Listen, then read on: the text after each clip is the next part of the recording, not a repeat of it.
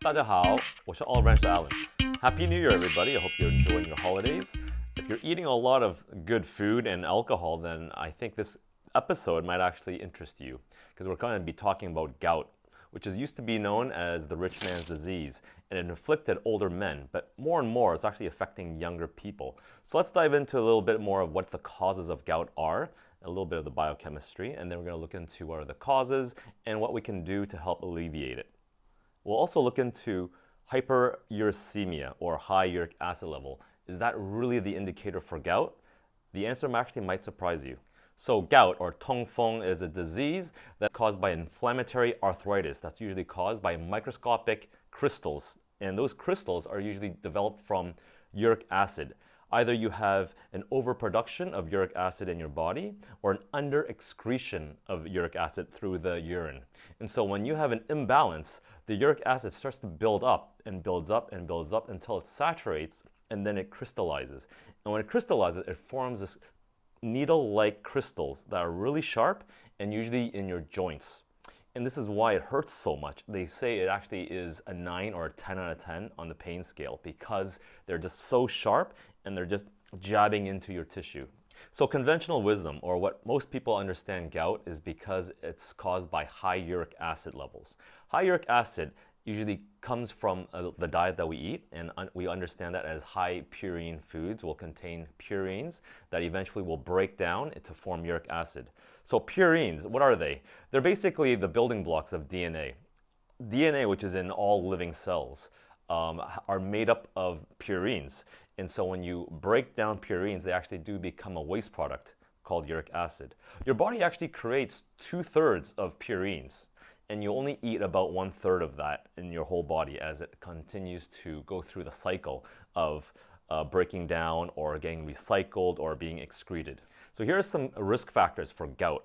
Usually gout affects men more than women to a ratio about 4-1. That's actually quite disproportionately more towards men, and that's because the estrogen produced in a woman's body is actually quite protective. It helps to excrete more of the uric acid out through the urine. However, after menopause, women actually lose the estrogen, and so gout starts to afflict women then. Another risk factor is if you have type 2 diabetes. That will also highly increase your risk of gout, as well as hypertension, so high blood pressure. Another risk factor is if you have dyslipidemia, or in other words, your cholesterol levels are not that good. Please refer back to my older video all about cholesterol. But basically, if you have an imbalance of your blood lipid, then you can also have an increased risk of gout. Other foods that you could be eating that can cause gout, alcohol is a big one, especially beer. Wine, not so much actually, but liquor is also another one that might cause it. But beer is the big winner when it comes to high uric acid levels. Also for foods, the conventional wisdom is that you should be avoiding red meat, organ meat, including seafood, as well as any fatty foods. These are known as high-purine foods and can cause gout. One final point that I do want to make that might not be so common knowledge that can help prevent gout, or if you want gout, then you want to eat a lot of, is fructose, or sugar, the sweet stuff especially. Fructose has been shown in the biochemistry that it can cause a lot of uric acid production. Symptoms of gout. So first and foremost is you want to look for inflammation.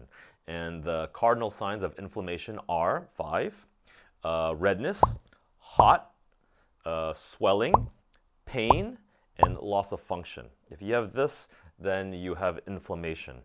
And so if it's happening in your joints, then it's a sign that it could be gout. Also, it's usually located in the big toe, right in the knuckle. That's where a majority of gout happens. Also, it can happen in the knee, but not as much as the big toe. So why does it happen mostly in the big toe? It's a good question to ask, and that actually has to do with nucleation sites.